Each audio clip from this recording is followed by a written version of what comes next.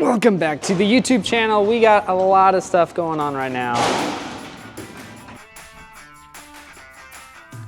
So we're moving stuff around today. I got Michael moving this whole table off of this section so we can move my toolbox, which I just brought back home today. And we're gonna be setting this over here. Can you focus on these nuts? The back, I don't even want to get started on what's going on in the back, but it's a lot.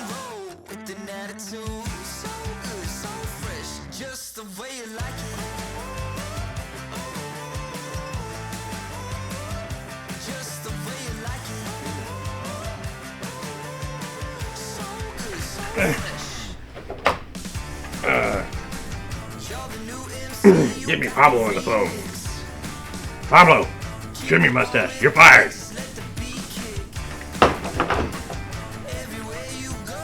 Yeah. Why are you? I went like you went from honesty to Made it squirt again. God damn it.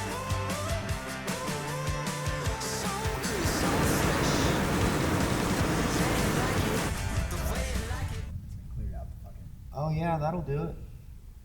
Now that I got a little work area nice and kind of set up, it's time to get what I'm gonna work on inside of here.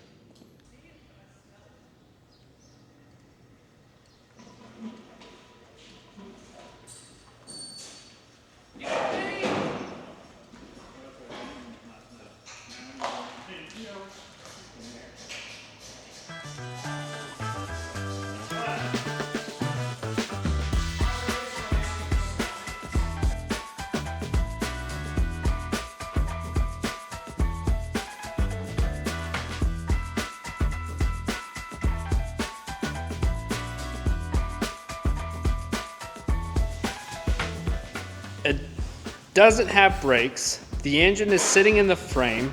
There's no interior in it. There's zero electrical. The back, I don't even want to get started on what's going on in the back, but it's a lot. There's no gas tank in it. And I thought it was going to be a good idea to try to make this work in 2 months. Oh, and then we have to do a lot of suspension work in the front.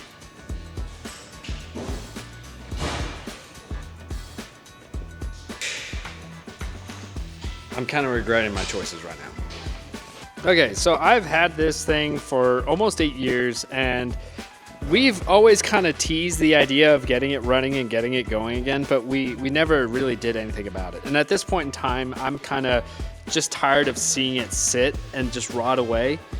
And I'm thinking, realistically, the 3RZ that's in it right now, which even though it's not bolted on, it's literally just laying in the engine bay, and the hood's not even bolted on. But if we just get this running and get some dry shafts on it, then this thing will move. And then we just have to figure out brakes in the back and maybe do a little better articulation testing with it, because I don't think this back tube thing that we did a long time ago is proper. Somewhere up there, we have the 3-link system for this truck, and that's the only part that makes me nervous, but I got badass techs like Tony and Shaden that's probably gonna help me kind of solve that whole issue.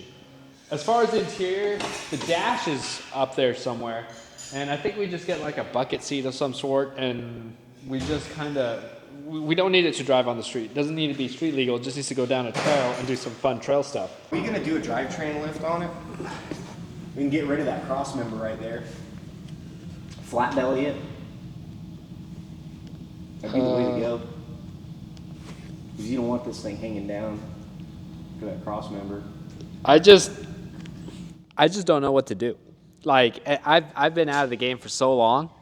So, what I would do is get you some nice, like, 3/16 plate.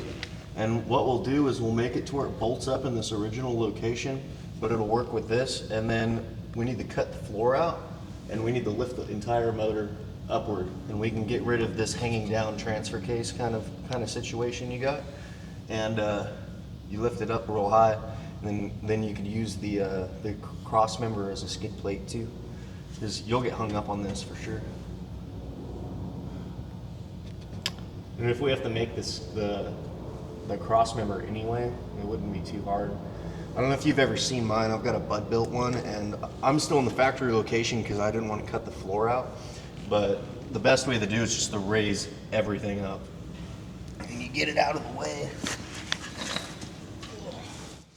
I guess what we're gonna need is maybe have you drive your 4Runner up here one day.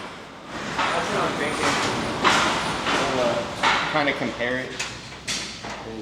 I've got the same wheelbase and everything, and then you can copy my motor mounts too.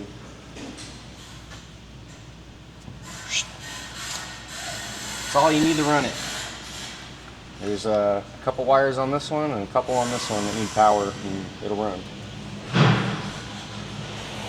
Yeah, it's just bolt on. Fuel. We don't need no AC. It's there. Does your truck have AC? Ah, dang it. So now we got to put AC in this one. I need to get an upgraded fan. I need an electric fan. My fan shroud, it has like a 22RE fan with a 22RE fan shroud on the 3RZ, and there's just too much gap, and the air just kind of rushes out of it and doesn't pull all the air through the condenser like it needs to. Well, the only reason why I have the confidence to do this build is because you're here. That's the only reason. We can redo the bed cage, but the four link, where it's at and everything looks pretty solid. Yeah, I mean, the axle's gonna move forward if it goes up, and then it's gonna move back if it goes down. So if you bring up the one side, the other side's gonna twist. It's just what's gonna happen, but that part doesn't look bad. I mean, you probably, tighten this guy, but. That's a suggestion. Those are details. That wasn't in the instruction manual. The instruction manual said to weld it off. Where's it gonna end up? I guess we're gonna put it right here in the corner for right now. Yeah, I mean, they're kind of stuck in there right now at the current moment. I'm scared that if we so Chayton, do you think getting the suspension going first over trying to get the engine working is probably the better idea? Yeah.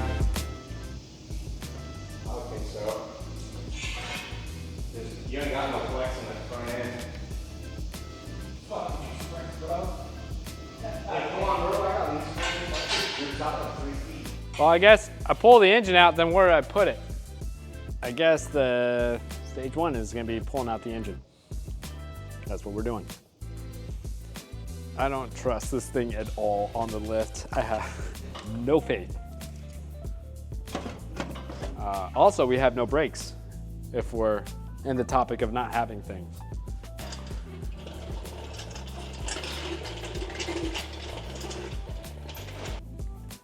There we go. Nothing's more unsafe than that. Look at it, the Harbor Freight gray was like not even a big deal.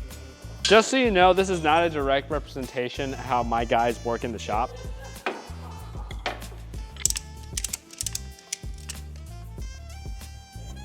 Jane's looking at me like, what are you talking about? This is how I work all the time.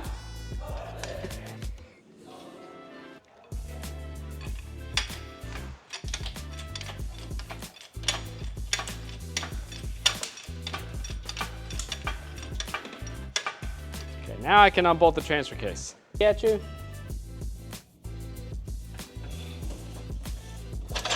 Oh. Oh yeah. You don't want to see what kind of sketchy stuff we're doing under there right now. Pulling ratchet straps, I really don't want to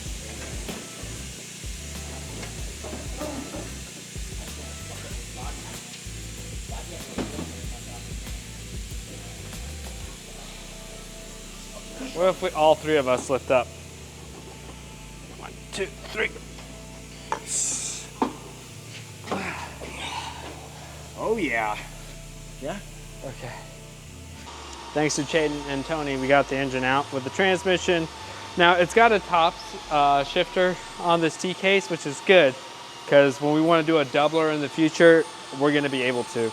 The only problem is I'm missing the shifter and stuff, but I think Chayton's got some of those. I believe now with the engine out of the way, we can go ahead and actually see what we can do about the front suspension. since we've expertly removed the engine, I need to start inventorying everything that I need to do over here. I want to go ahead and get rid of the leaf springs, and we start looking into triangulating, or not triangulating, but 3-linking the front. And we have a kit for it here. It's somewhere on the rafters there. It is getting close to the end of the day today, so I don't know if we're going to get to that part of it today. We'll see. Actually, no, we're not getting to that today. But tomorrow, yes. Well, it is the next day, and we're gonna get the forklift. I wanna go ahead and get this old suspension down and take a look at what we actually have for the pickup.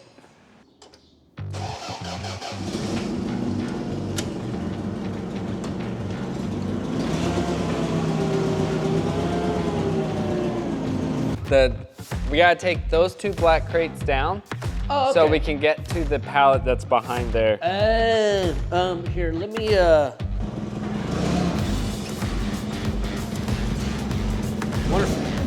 wonder if R2's gonna be in there.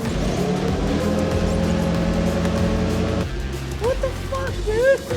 Why are you? I went like. Yeah, I went to pull the e-brake on the forklift.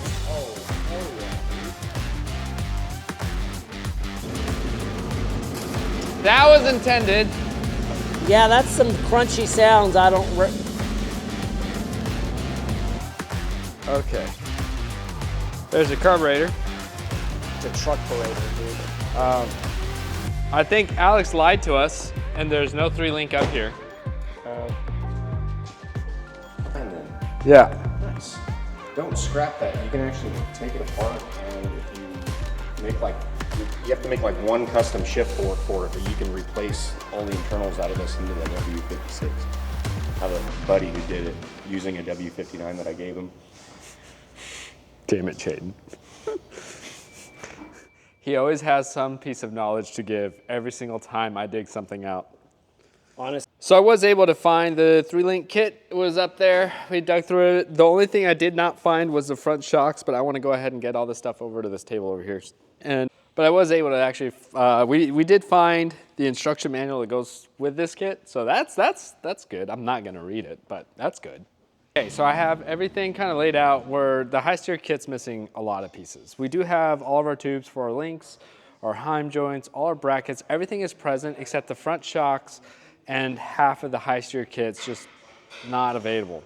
So I'm gonna have to buy another high steer kit to make this work. We do have a parts truck with an IFS gearbox, which is probably what we're gonna end up needing anyways. So that's good. We have most of our bases covered in that department. So the next thing would be getting this front diff out and start cutting and clearing. Oh, and we don't have shock hoops. So Alex didn't lie to us. We do have the 3-link kit. It was just kind of hidden and buried under all the stuff. We are missing some of the stuff for the high steer kit. We inventoried just about everything, and we know kind of what we need. Chayton already pulled the front diff, but that is for the next episode. And if you guys enjoy this and excited about this project as I am, and some of the guys are here, hit that follow button, hit that subscribe button, leave a comment down below, and yeah, I'll just see you guys on the next one. I'm out of here. Bye bye.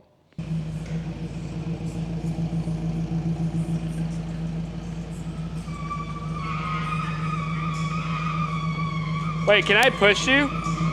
On.